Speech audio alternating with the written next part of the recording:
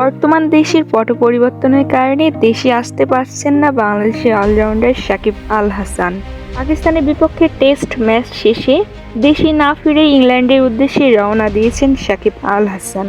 পাকিস্তানের ম্যাচ চলাকালীনই জানা গেছে সাকিব আল হাসান কাউন্টিতে সাবের হয়ে খেলবেন।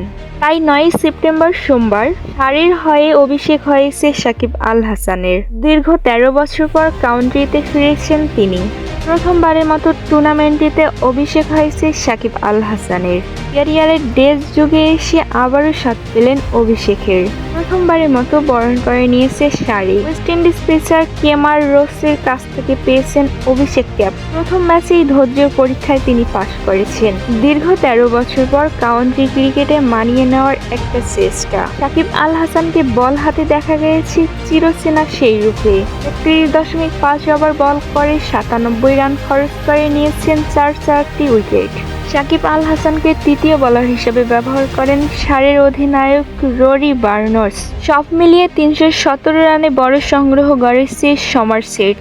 10 সেপ্টেম্বর ব্যাট করবে সারে সমারসেটের বিপক্ষে।